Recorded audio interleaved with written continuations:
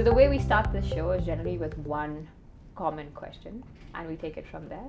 And the question is, which is that one question you have been asked year after year, and what is it that you're sick of answering? It's when am I gonna get married? When are you going to get married? Yes. Oh no.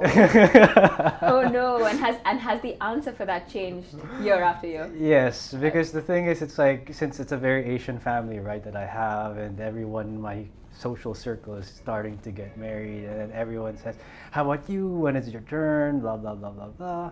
I live in San Fernando, where it's like, that's where most of my businesses are. I spend 1 to 5 days, most of the week there, right? So it's rarely that I come to Manila, but instead of coming to Manila, I usually go diving on my free weekend. So there's really no chance to meet people these days. But it's okay. It's worked for me. I've been happy, very chilled out, doing mostly what I want to do. But I think if it's time, it's time. That's solid. You feel like that's been your stance on marriage the whole time? Or is it with every year passing by that you feel, as you grow older, you feel more stable about what you want? Exactly. It's like, it's worked for me for the longest time. Yeah. And I think there's so many things that I still want to do with my life. And so far, this setup works for me. I like traveling a lot. So sometimes these days I tend to travel almost like every other month when I can, not just for work, but also for leisure, because I get to see everything. Because travel just teaches you a lot of things about yourself and about everything. What is your favorite part of, let's say, travel? Getting lost. Getting lost. Nice. I like not having a plan. Yeah. I like waking up one day and I'm just gonna say, what am I gonna do today? Take it, as I go.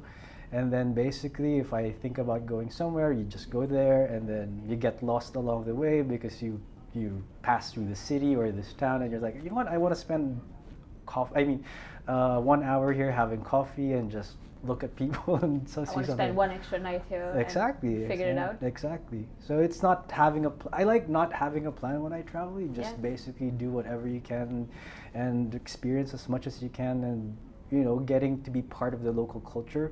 So do you believe in today's global citizen concept? I do. So I do. Not everybody, but a large part of the world is becoming quite fluid and becoming quite alike. I feel like the content we're consuming is pretty much the same around the world. Exactly. You go to Instagram, Facebook, and all these social media outlets. I feel like Netflix has such a big role to play in all our lives. Exactly. It's made content also very accessible to so many, and you just experience all these cultures just by looking at your handphone or your computer or whatever, and you just experience everything. But do you feel like it's changing? You know the concept is changing. Travel has become sexier, has become a conversation that most millennials want to talk about, and maybe the next generation as well. I do think as a generation, everyone's become a little more financially conscious now. I do think the old school investments are not as attractive to a lot of them. True. So how let's say a younger employee or somebody who looks up to you and says, I wanna walk in your footsteps. How do I do this? I don't make as much money, but I make a substantial amount which can go into the old school form of investments, or whether I kind of start saving to travel. What advice would you give them? I always tell, at least those who've asked me, it's always priorities and financial discipline.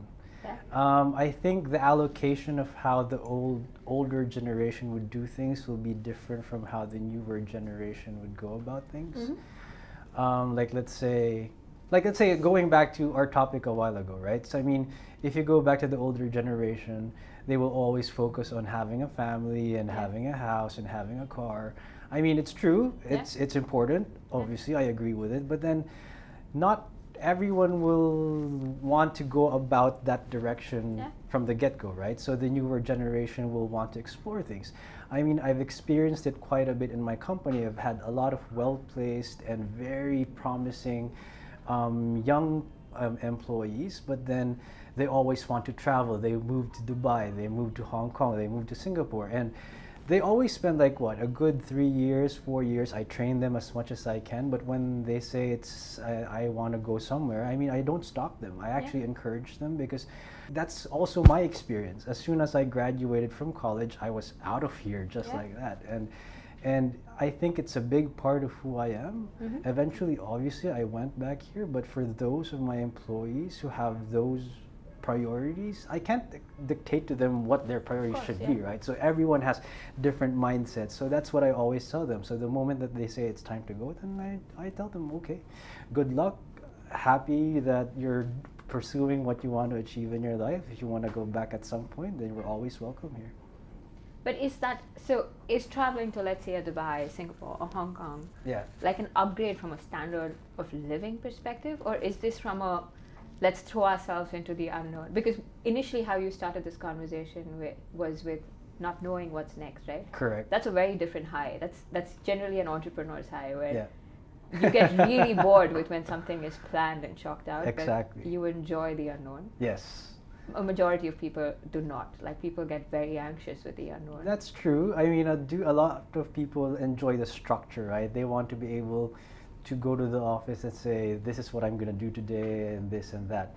As an entrepreneur myself, that's the reason why I also started my other projects outside of real estate in the Philippines, right? Like I've mentioned before, I do have my solar project now, and it was one big unknown for me when I started the project. I didn't even know the basics of doing an energy project except for what I learned in business school about it, and I was just studying everything day by day. There were so many surprises along the way, so many problems and so many setbacks, but then I think that's the part that I enjoyed the most out of it, just having something different to learn, because you always want to be growing, right? So I mean, at some point, at least from my mindset, if I keep on learning and doing the same thing again and again, I'm not growing. And I like that growth. I like to be able to challenge myself to do things and experience things and figure things out by myself. This I have come to learn with age, right? I think when I was younger, I thought this was the only way. It's pretty similar for me. If somebody tells me to do this,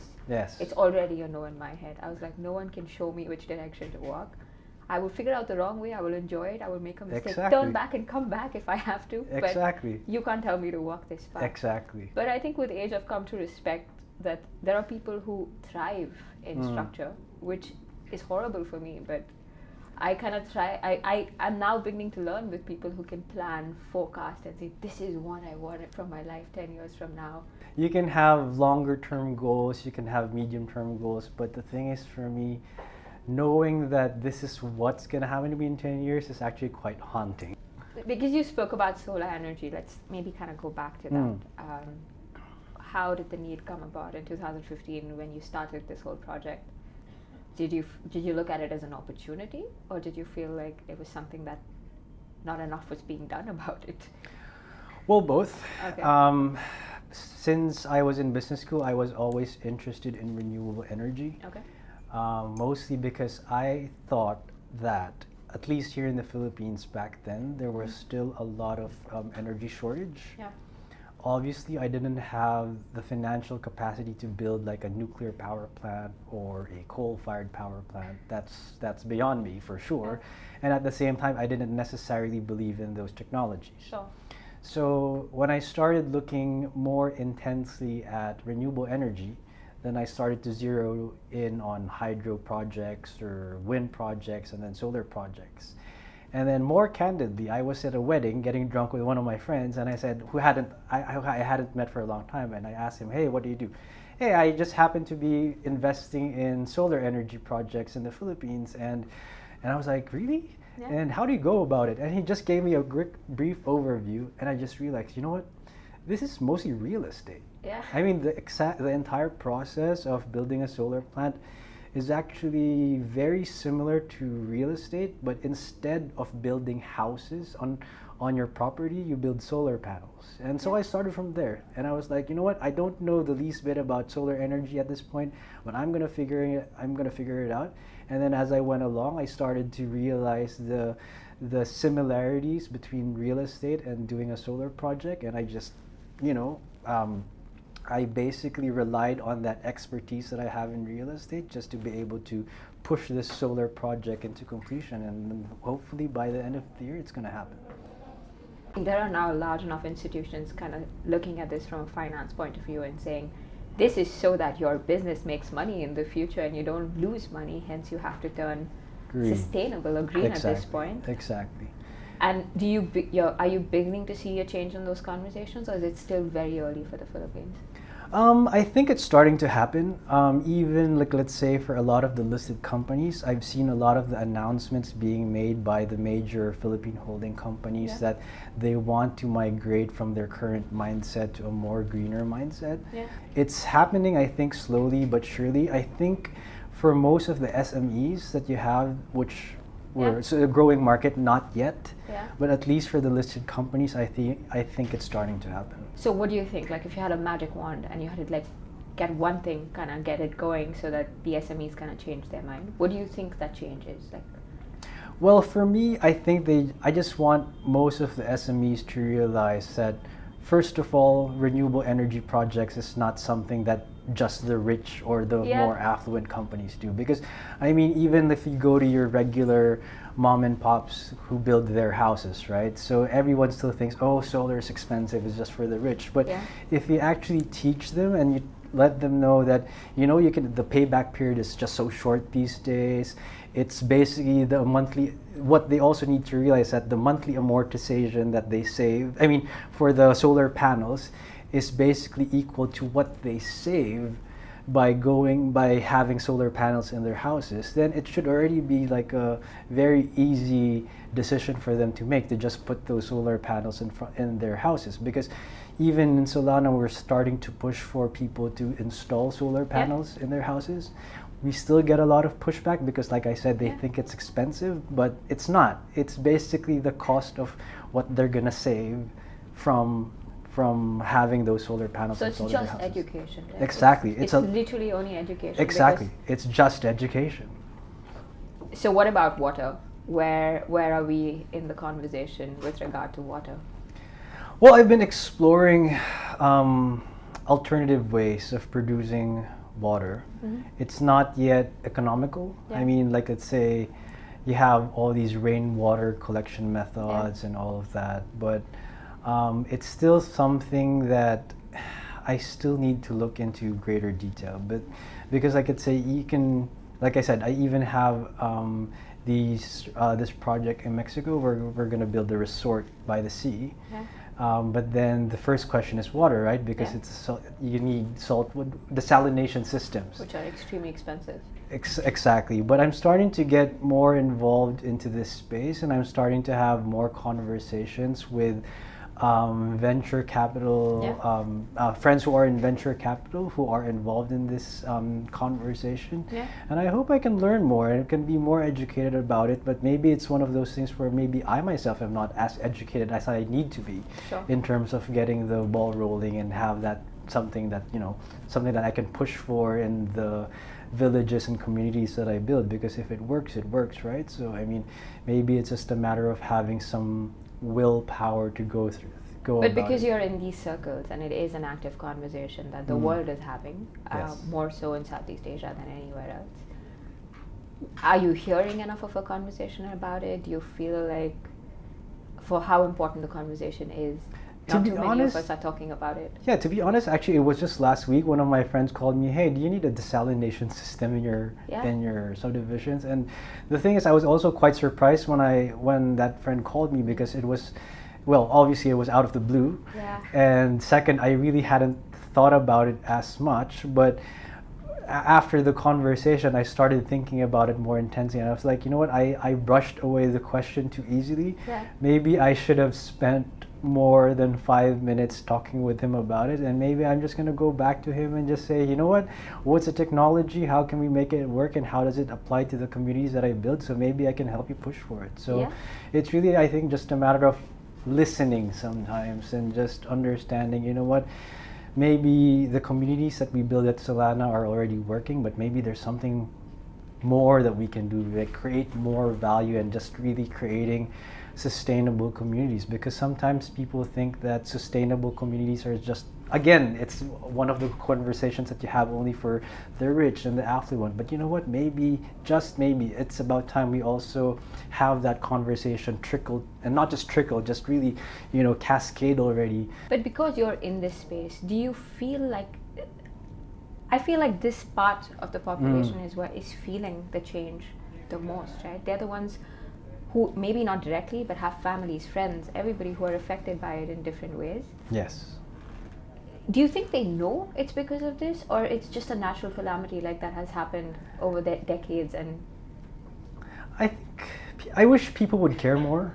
But if it affects you, you have to care, right? Yes, exactly. But the thing is, sometimes I think the greater bulk, and I don't mean this to generalize, but I do sometimes feel that people always want the solution to come from somewhere else. Like I said, I always believe in small things that we could do to make a difference, because not everyone is in the position to actually make policy changes. Not everyone is in the position to make huge financial investments that will solve these problems. But you know what? It's the little steps and the little building blocks that everyone does, and the collective action that we do that can maybe will make the difference that we're all looking for. Have you been following Greta's journey around the Pacific? So from Sweden to New York now, and the 16-year-old climate activist who's saying that no one is small enough anymore. Exactly. That everybody has to get into panic mode and realize that yes, you make your small changes. Yes. But all of us, when we panic together, is when we will look at our government and say, change something. Exactly. And especially, I don't want to get into a political conversation, but I think it's one of those things where we still have a long way to go in terms of having all these policy changes. Like I said, for instance, in the renewable energy space, we don't have any more incentives for us to push through, let's say, with a solar project, right? Unlike what we had back in 2016. But like I said, so a lot of the investors pulled out of the Philippines when that happened, right? But I insisted. I said to myself, you know what?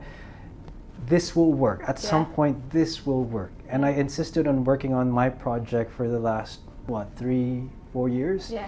And finally, I believe I'm in the position that I can make it happen now. Yeah. So even if I didn't have to rely, or I don't have to rely on the government for it to happen, I can say, you know what? I made it work at some point. I think everyone has to have that mindset. Maybe the government won't always listen to the policy changes that we're looking for, but you know what? Maybe just by ourselves, if they won't help us, we can help ourselves. And I think it's an important thing to understand. People should realize, if someone else won't help you, learn to help yourself at some point. Figure it out. Exactly. Start somewhere. People will come by. Exactly. I think I'm very hopeful. I'm in panic mode, but I'm hopeful because I think countries are finally declaring emergencies. Yes. It's beginning to happen. Philippines spoke about declaring a climate emergency a couple of months ago. Mm-hmm. It's not happened yet, but maybe it is all going to happen together and really quickly. Yes. And front runners like you, hopefully who started work 4 years ago, will get the push and will get the momentum that maybe this cause actually deserves. I do hope so. Starts with the small things, like I said, and I think that's the one thing that I have to push for. I started it with my employees. Even in my company, I banned single-use plastic inside the office, and I want to find them if I see single-use plastics. But I mean, you have to start with these small things. I don't like straws, so I gave everyone metal straws in the office. So I mean, it's one of these small things that we can do as small business owners, right? So I mean, it raises awareness. Not everyone in my company was aware that it was actually a problem, and when I started doing that, they started thinking about it. And it's just really, sometimes maybe we just have to start thinking about it first and foremost, and then we start to be more conscious about it, and then when we're more conscious about it, we start making more changes to what we're doing. No, true. Fantastic. On that note, it was great having a conversation with you. No problem. Thank you so much for holding the beacon and running right up in front so a lot of us can follow you. Sure, no problem. Thank you very much again for having me.